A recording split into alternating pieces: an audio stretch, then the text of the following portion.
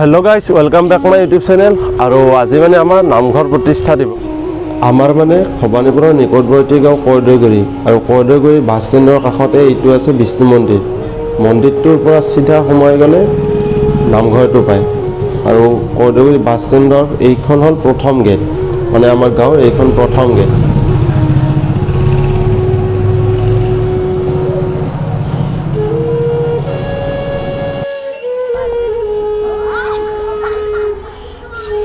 এনেদৰে কলপুলি বুটি দিয়া হয় আৰু সকলোৱে ৰৈ আছে ভাগৱত আহালৈ কৃষ্ণ আজি সমিতটো নাইয়ে আজি সমিত নাই আৰু আমাৰ ইফালে মানে কি সেইফালে ঘূৰি আহি ইফালে অলপ লাষ্টে হয় আমাৰ ফালে প্ৰায় লাষ্টে আৰু ইফালে গেটখন সেইখন বিষ্ণু মন্দিৰটোৰ কাষেদি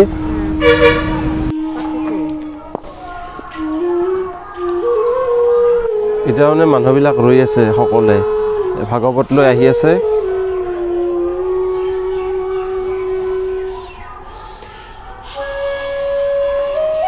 और मायो এনেকৈ কাপোৰ এখন পাৰি দি আছে মানে কি হয় ভাগৱত আসনখন পাৰ হৈ যাবৰ বাবে প্ৰত্যেকই এনেদৰে এখন এখন কাপোৰ পাৰি দিয়ে আৰু এইফালে দাদা বহুতেও কাপোৰখন ঠিক কৰি আছে আৰু আহি পালে ভাগৱত এইফালে এইখন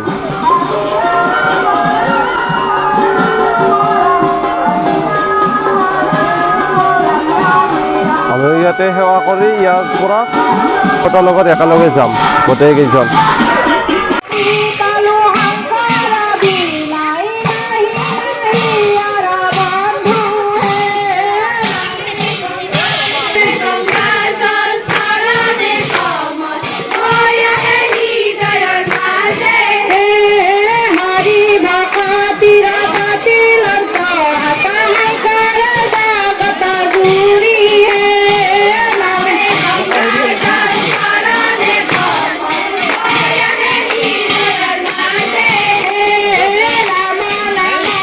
আৰু গাঁৱত বংশীগোপালৰ নামেৰে এটা নতুনকৈ মহিলাসকলে নামতি দল খুলিছে তাত মানে এনেদৰে ল'ৰাবোৰেও সিহঁতৰ লগত সহযোগ কৰিছে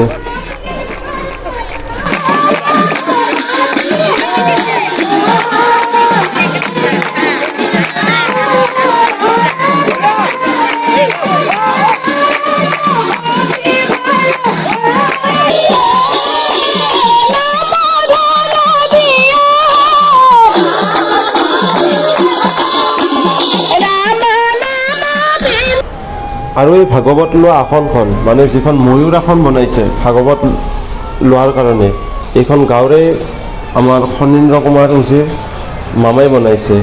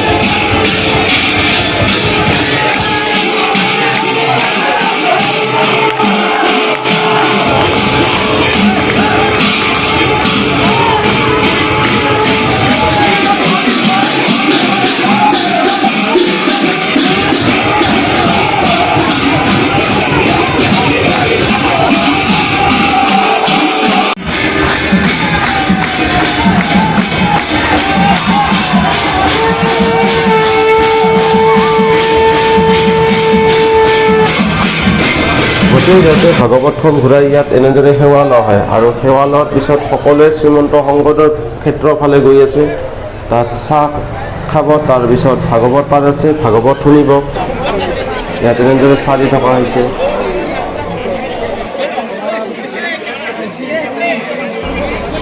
আৰু দুপৰীয়াৰ আহাৰ মানে সিদ্ধ প্ৰসাদৰ যে ব্যৱস্থা কৰা হৈছে, গাঁৱৰ মানুহে লগ হৈ এনেদৰে বনায়।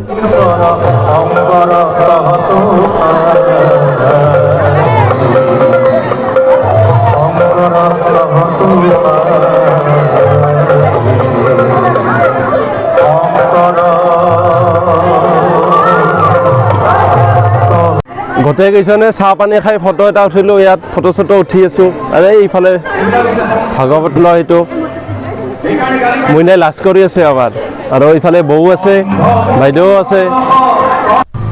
যিহেতু ভাগৱতীজন অলপ আহাত পলম হৈছিলে, তাৰ কাৰণে ওচৰতে যিহেতু বৈৰাগী বাবাৰ থানখন আছে, গতিকে বৈৰাগী থানলৈ আহি গ'লোঁ।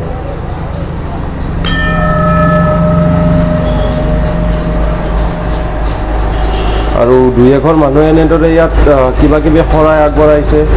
আৰু ঠাইখিনি চাওক কি ধুনীয়া শান্ত হৈ আছে। আৰু থানখনৰ কাষেৰে এইটো নৈ বৈ গৈছে। এতিয়া পানী নাই, পানীবিলাক শুকাই গৈছে। ঠাইখিনি চাওক কি ধুনীয়া। আৰু এই গছডালত প্ৰত্যেকেই মানে নিজৰ নিজৰ কিবা এটা বিশ্বাস আছে, তাৰ বাবে ইয়াত গামোচা ৰুমাল যি আৰু হয় কিবা এটা বান্ধি থৈ যায়। আৰু এতিয়া যাওঁ গাঁৱলৈ।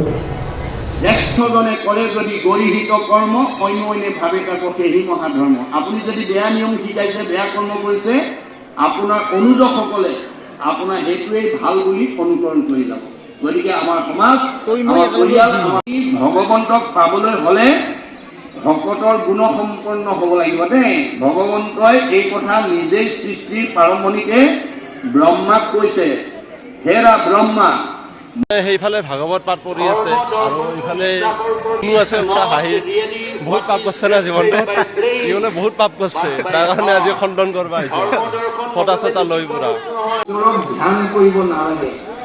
আমাৰ মহাপুৰুষ শংকৰদেৱে কৈছে যে এতিয়া কলি যুগৰ মানুহে গৃহাশ্ৰমতে থাকি পদুম ফুলৰ দৰে বসবাস কৰিবলৈ শিকিবা। পদুম ফুলৰ বৈশিষ্ট্য কি? বোকা পানীতে সৃষ্টি হয়, কিন্তু বোকা পানীয়ে পদুম ফুলক কেতিয়াও লিপ্ত কৰি ৰাখিব নোৱাৰে। পদুম ফুল সদায় বোকা পানীৰ পৰা নিৰ্লিপ্ত হৈ থাকে। ভক্ত বৈষ্ণৱ আৰু গাঁৱৰ প্ৰায় সংখ্যক মানুহে এনেদৰে নামঘৰত এখনকৈ শৰাই আগবঢ়ায়। গৃহাশ্ৰমতে থাকি তেওঁ বিষয়ৰ দুখৰ মতে ভকত কপালাৰ